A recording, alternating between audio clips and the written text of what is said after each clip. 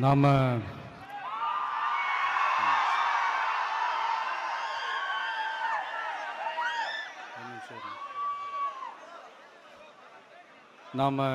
அரசியலுக்கு வந்ததிலிருந்தே நம்மளை பற்றி நிறையா சில வதந்திகள் எல்லாமே சொல்லிக்கிட்டு இருக்காங்க இல்லையா?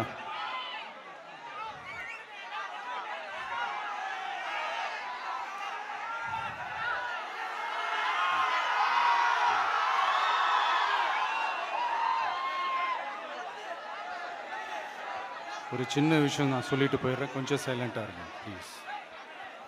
நாம் அரசியலுக்கு வந்ததிலிருந்தே நம்மளை பற்றி நிறையா சில வதந்திகள், அந்த டீம் இந்த டீம் அப்படிலாம் சொல்லிக்கிட்டு இருக்காங்க இல்லையா?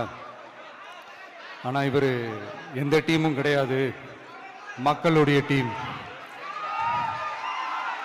பீப்புள்ஸ் டீம் அப்படின்னு எல்லாருக்கும் தெரிஞ்சதுக்கப்புறம் வேற என்ன அவதூறு பரப்பலாம் இவர் மேலே அப்படின்ட்டு ட்ரை பண்ணி எல்லாமே அவங்களுக்கு ஒர்க் அவுட் ஆகலை.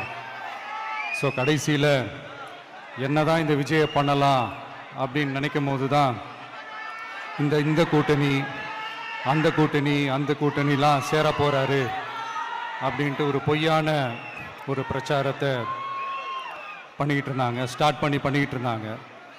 இந்த நியூஸ் எல்லாம் கேட்டு நீங்கள் கொஞ்சம் கன்ஃபியூஸ் ஆகிருப்பீங்க.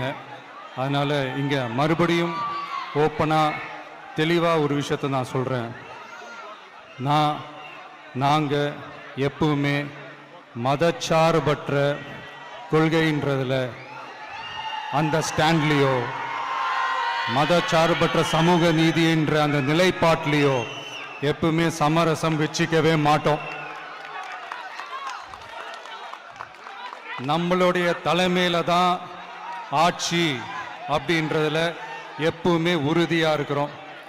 நம்மளுடைய முதல் மாநாட்டில் கூட நான் சொன்ன மாதிரி அரசியலில் யாருக்காகவும் எதுக்காகவும் எந்த விதமான ஒரு சமரசமும் நாம் வச்சுக்க போகிறதே எல்லாம் அந்த பேச்சுவார்த்தையே கிடையாது.